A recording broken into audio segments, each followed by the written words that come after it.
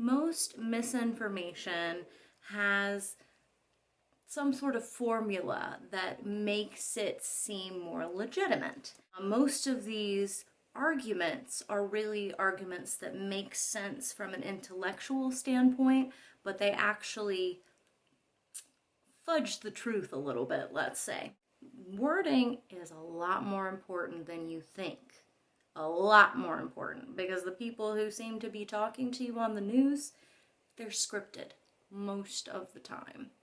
So word choice is so important. Something that is like, I heard somebody else say, or it's all over, it's everywhere, everyone knows it. These things are assertions that can't actually be pinned down. So they are very effective because you cannot fact check, oh, everyone knows this. Where do you even start? How do you fact check everyone knows this? That is a very important phrase to listen for and go, no, everyone does not know that. Show me the proof. So you want to be very, very careful if someone says supposedly. Supposedly is a very important word to kind of avoid any sort of legal liability. Like, you're not saying it happened.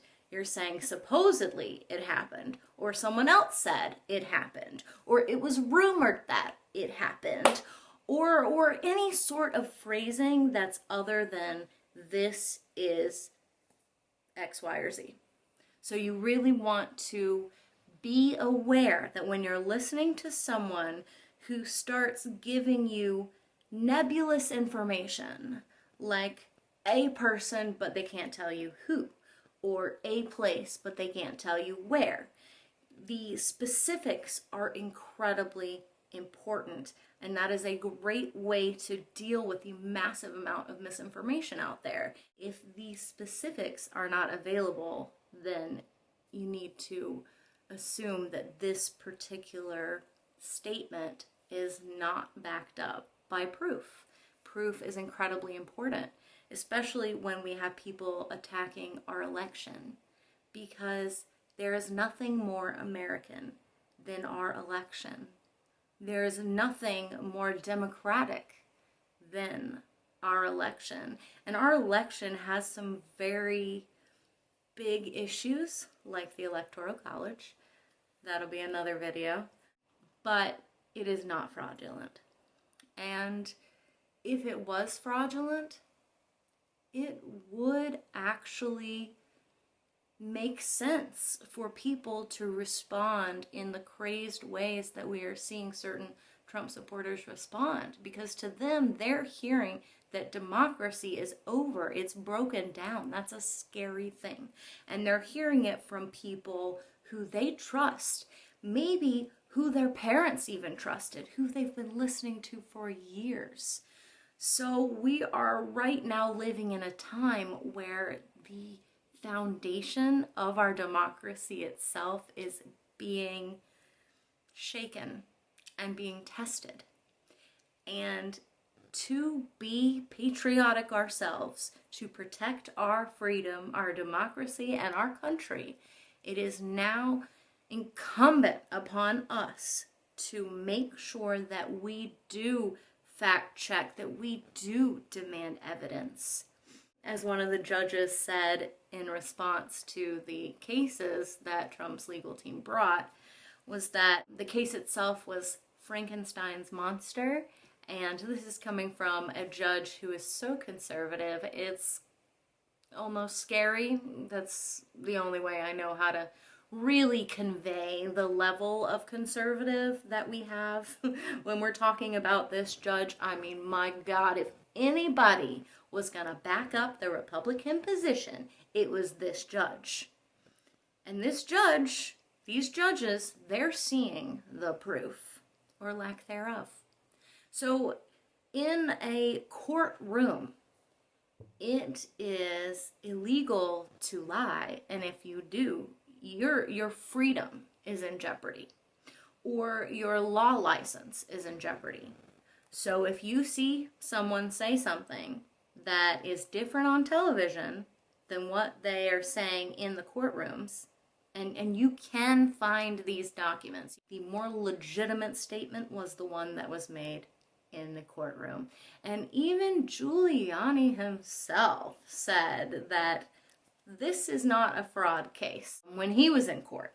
So we're at a very difficult time because there's a lot of people who don't understand how to weed out the junk information that is out there. And right now, all of the junk information is one of the best tools for making the public believe something that's untrue. There are actually more videos on YouTube that climate change doesn't exist than there are telling you the truth and the actual science. This also messes with algorithms, so it really can be incredibly hard, especially for people who have been really steeped in extreme right-wing groups. So even if they're starting to be like, man, this, drinking of the baby's blood, that's a little bit much, I want to back up a little bit, it can be difficult for them to even come across the correct information. Word choice is of the utmost importance when you are trying to decide if someone is being truthful or not.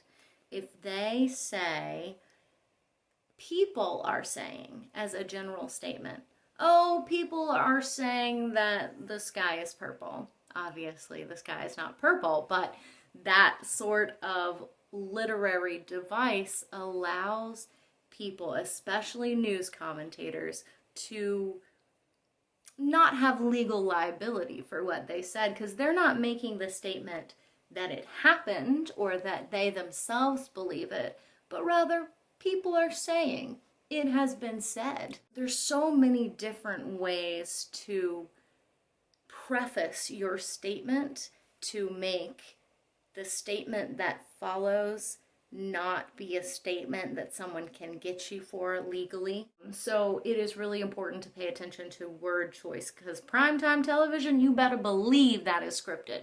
So when they say, oh, the Democrats know, oh, the Republicans know that blank, that statement, you got to get another statement to trust, because that one has just been thrown out the door. And maybe these are statements that are true, but more often these literary devices are used to convince you of something that might not be true, or just drum up excitement, because in news networks, they make more money when things are more crazy and more messed up. And so they benefit from a certain amount of misinformation and strife and emotional outpouring. So it is really, really important to pay attention to their word choice. Also, it is really important to take away arguments that are if this, then that, if that, then this, if that, then this, if that, then this, because it's kind of a way of playing political 7 degrees of Kevin Bacon. You know that game when you're a kid, you're trying to see how many degrees away, like, that you are from some sort of famous person, like, this person who knows that person who knows that person, and the point is you can usually pretty much get there. Well, the same holds true with political ideology. If someone's making a statement and then they're using that statement to say if then, and then they're using that statement to say if then, Caitlin Bennett really loves this particular strategy. She will go, if this is, then this, and if this is this, then this, and if this is this, then, the entire world has gone to shambles, and kids on college campuses are terrible and incredibly immoral, or whatever else she's trying to say. Another person who uses literary devices a lot is Ben Shapiro. His arguments seem very, very logical, but he uses certain devices pretty commonly, and they are misleading.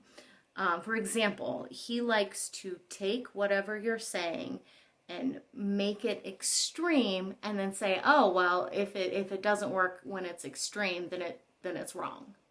So if you say, hey, when countries have raised taxes a little bit, they have actually had an economic boost from it. In history, when we had higher taxes, our economy was actually doing better.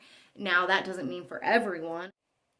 If you say that you want to raise corporate taxes, well, his argument is if raising taxes helps you have a better economy, then why don't we just tax everyone at 100%, and then that'll help the economy? I actually did hear this exact argument, and it doesn't work, because then you could say right back, oh, well, I mean, you're gonna die one day, so why don't we just murder you right now?